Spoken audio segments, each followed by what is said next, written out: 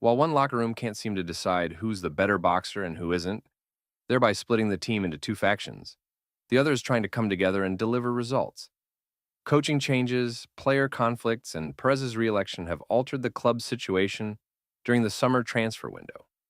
But will the most successful player and coaching signings help turn things around? Or will Mourinho become the fourth coach fired by Hansi Flick? The last two seasons have been the least successful in Real Madrid's history. Not a single trophy won, scandals, three fired coaches, and fan boycotts of President Perez. It seems like just 2 years ago, everyone thought that squad was a Galacticos team and would dominate every tournament for the next 5 years. But in reality, the players began prioritizing their individual egos over teamwork. To address this issue, this year Perez chose a true leader with character, Jose Mourinho. As soon as he arrived, Mourinho set his priorities to improve the team and make some signings. Cucurella, Dumfries, Bernardo Silva, Konate, Espi, and Diomande are strong starters, and Jose wants to sign another 3 to 4 players to strengthen the squad. He managed to bring back Endrick, who had a fantastic season at Lyon, and is ready to tear up the field next season. This was followed by the sales of key players and the termination of contracts with some players. But more importantly, key players are considering leaving the club. Vinicius Jr. is awaiting a transfer to Arsenal. Mourinho's tactics are based solely on defense, and he parks the bus. This has two implications. A strong defense can carry the team through matches, but at the same time, it results in a lack of scoring. For players like Mbappe, Bellingham, and Vinicius, who are used to attacking as a team, such tactics will significantly weaken them, which will affect their scoring output. Even worse, this could escalate into conflicts with the coach, as was previously the case with Jose and Ronaldo. Jose could make history, just as Xavi did with Barcelona in the 2022-23 season, when the team conceded only 11 goals all season. But everyone needs to understand that teams change too, and this might only work in one league. Seeing the transfers Jose Mourinho has been making. Hansi Flick has decided to adjust his summer priorities to sign fast players for the attack. Last season, we saw that the team needs players who can press high up the field, because with Inigo Martinez out, everyone saw the chaos that ensued in the defense. Rafinha's injury and Lewandowski's departure forced the team to focus on attacking players. Adeyemi and Gordon are top-class players with blistering speed and strong pressing ability, exactly what Flick needs. With Cucurella expected to mark and defend against Yamal, these players are key to the attack. Also, the biggest transfer is expected to be for a striker, Julian Alvarez. The club began being linked to this player a year ago, but now is the ideal moment to sign him, given the financial resources, the lack of a striker, and his connection with the players. However, Atletico is complicating the whole situation and won't let him go. On top of that, Ferran Torres plans to make a decision to leave Barcelona for PSG. This will force a change in the team's most important position in order to compete against all other teams. However, these players have a wealth of experience playing as forwards, and on top of that, everyone is convinced that Alvarez will join Barcelona. Furthermore, La Masia produces top-class players every season and helps improve team spirit year after year. This year, the Barcelona players, most of whom are Spaniards who won the World Cup, are determined to win the Champions League, just like all the other players, especially after two heartbreaking losses to Inter Milan and Atletico Madrid. Considering what's happening within these teams and how things change frequently, Barcelona's tactical approach and team cohesion will allow them to dominate Real Madrid once again this season. We'll see the initial results of this analysis the day before the Ballon d'Or ceremony, on October 25th, which could change expectations for the season. But who will win the 2026 Ballon d'Or? Check out my video on my channel, subscribe, and let me know what you think of the analysis. Everyone thinks that after a successful season, Lamine Yamal will finally win his long-awaited Ballon d'Or. But recent statements from France Football have made everyone reconsider everything, and kept the suspense going until the very end. The Champions League Player of the Year was this year's breakout star. The Georgian, who knocked out major powerhouses and managed to score 19 goals and record 11 assists, is the best player on the Parisian squad. His market value has exceeded 140 million euros on the transfer market. However, his absence from the World Cup reduced his chances of winning this award, even though France football does not take that into account. My prediction: fifth place at best. Mbappe had his best season yet with Real Madrid and the French national team at the World Cup. His 42 goals and 7 assists for Real Madrid, along with La Liga's Golden Boot, underscore his importance to the team. In addition, he was also the World Cup's top scorer with 10 goals and 4 assists for the second year in a row. He is the second most expensive soccer player at 200 million euros. But his team achievements cast a shadow over all of this. Not a single trophy, constant scandals, and memes about his dictatorial behavior. Everyone sees him as the team's main problem, and the results of his former club, PSG, speak for themselves. 2 consecutive Champions League titles after he left. My prediction: fourth place, where he deserves to be. But the next nominee will shock you. The nonchalant Bayern Munich star delivered outstanding results: 22 goals and 31 assists for Bayern. Olise helped France reach the World Cup semifinals and recorded 7 assists, becoming the tournament's top assist provider. His $170 million price tag justifies his value to the team. However, playing alongside top forwards like Kane and Mbappe, any winger could rack up that many assists. He is not a team leader who has a major impact on winning trophies in Germany, nor is he a favorite to win. For comparison, he is constantly compared to Yamal, but Lamine carries the team on his own, whereas Olise cannot manage without the forwards. My opinion: third place is a great position to him. Last season, Lamine Yamal posted outstanding stats for Barcelona: 24 goals and 18 assists in 45 matches. He proved to be a true leader for the team during the absences of Rafinha and the aging Lewandowski, and helped the team win La Liga and the Spanish Super Cup. He is currently the world's most expensive football player, valued at 220 million euros. However, the World Cup proved to be the turning point.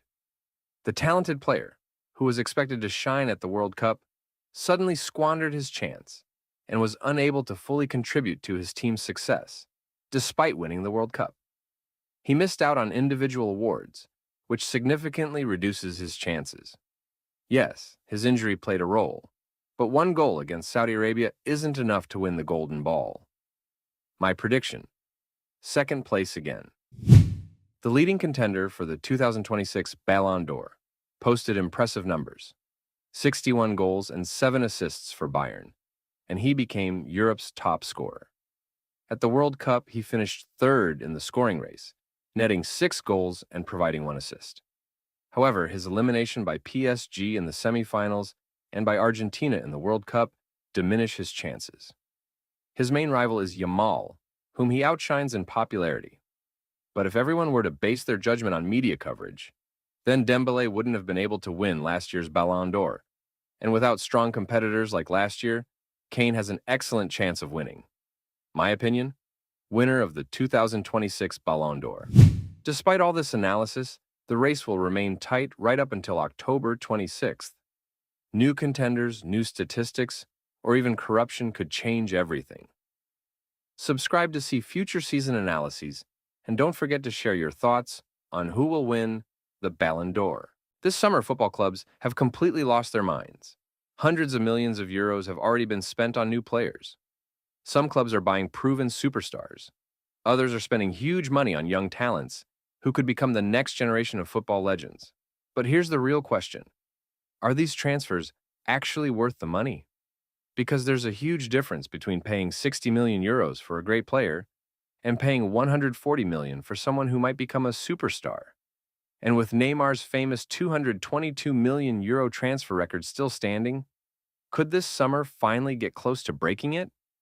Today, we're ranking the 10 most expensive transfers of summer 2026, and I'll give every single transfer a rating from 1 to 10. Let's start with number 10. Chelsea opens our list with Marco Palestra. The London club paid around 57 million euros for the young right-back. And honestly, that's a lot of money for a player who still has plenty to prove. Palestra had a very impressive spell in Serie A. His biggest strengths are his incredible pace, huge work rate, and ability to constantly support the attack. He quickly became one of the most interesting young fullbacks in Italy. But there's a problem. He hasn't yet proven that he can perform consistently at the level expected from a club like Chelsea. And Chelsea are already known for spending huge amounts of money on young players. So this is clearly a long-term investment.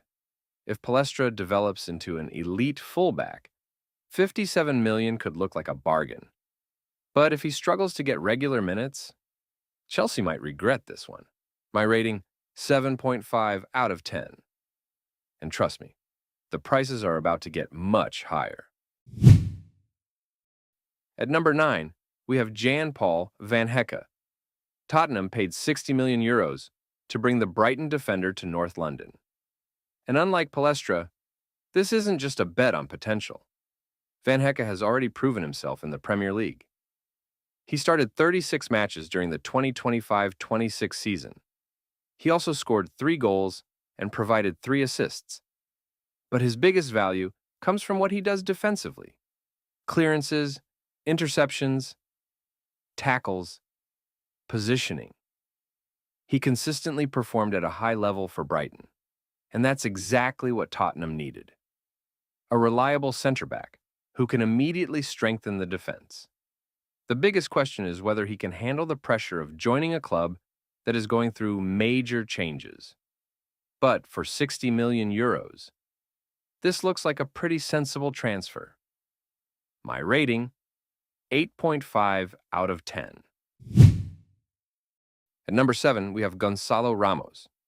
The Portuguese striker left PSG and joined AC Milan for 74 million euros, and this transfer could completely change his career. At PSG, Ramos struggled to get consistent playing time. Why? Because competing for a starting spot in that attack was incredibly difficult. But that doesn't mean Ramos is a bad player. Far from it. He scored important goals in both the Champions League and League One, and he continued to perform consistently for Portugal. Now, in Milan, things are different. He isn't expected to simply wait for his chance. He's expected to become one of the main weapons of the attack. And that could be exactly what he needs. A new club, a bigger role, and a chance to finally prove what he can do when the team is built around him. My rating, 8 out of 10. Now things start getting serious. Barcelona paid 80 million euros for Anthony Gordon. And this transfer immediately raises questions, because Barcelona aren't exactly in a position where they can casually throw 80 million euros around, but Gordon gives them something they desperately need. Explosive pace. He's incredibly fast. He can beat defenders one-on-one, and he can create danger from almost anywhere on the wing. During the 2025-26 season, Gordon became one of Newcastle's most important attacking players. He scored goals, he created chances, and he constantly stretched defenses. But now comes the difficult part. Can he do the same thing at Barcelona? Because the pressure at Barcelona is completely different. You're not just expected to play well. You're expected to perform every single week. And when the price tag says 80 million euros, there's nowhere to hide.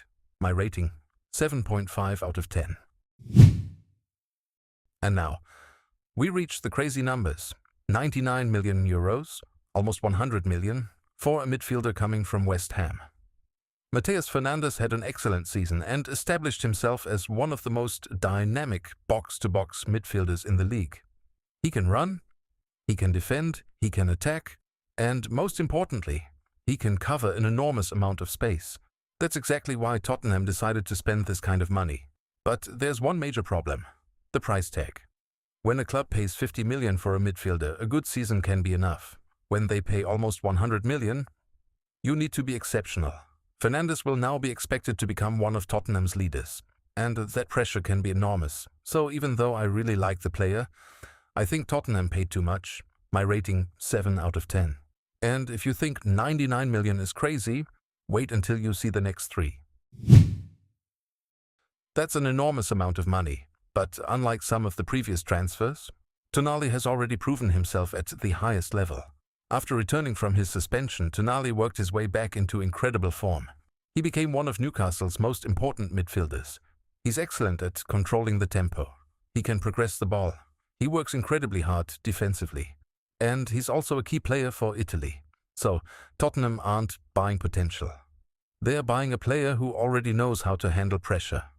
Of course, 108 million is still a massive price. But if Tonali becomes the player who controls Tottenham's midfield for the next several seasons, the fee might eventually look completely justified. My rating, 9 out of 10. And now, we have 3 transfers worth more than 130 million euros. They've spent 135 million euros on a player they believe can become a superstar. Elliot Anderson had a breakout season at Nottingham Forest. He became one of the biggest discoveries of the Premier League. His vision is excellent, his passing is creative, he can control the tempo, and he has the technical ability to play in multiple positions. That's exactly the kind of player Pep Guardiola loves. But there's a massive challenge ahead. Playing for Nottingham Forest is one thing. Playing for Manchester City is completely different. At City, you're expected to dominate possession, control games, create chances, and perform under enormous pressure. So now Anderson has to prove that he can do exactly what he did at Forest on an even bigger stage. If he succeeds, City could have their midfield star for the next decade. My rating, 8.5 out of 10. Number 2, Morgan Rogers. Aston Villa to Chelsea, 138 million euros. And now we're getting ridiculous. 138 million euros? Morgan Rogers has joined Chelsea from Aston Villa for one of the biggest fees ever paid for a British player. And there is a reason Chelsea were willing to spend this much. Rogers had an incredible 2025/26 season. He was one of Aston Villa's most dangerous attacking players. He could create, he could score, he could carry the ball, and he proved himself in both the Premier League and the Champions League. But there's a huge problem. Again, the price. 138 million euros is superstar money.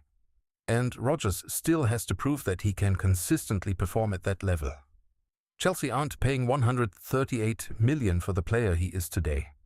They're paying for the player they believe he can become.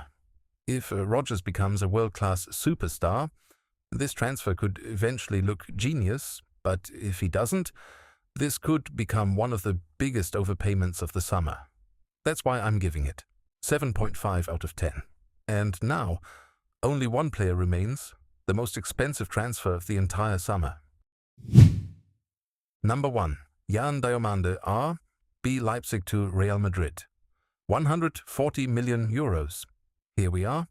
The biggest transfer of summer 2026. Yan Diomande. 19 years old, Ivorian, and worth an unbelievable 140 million euros.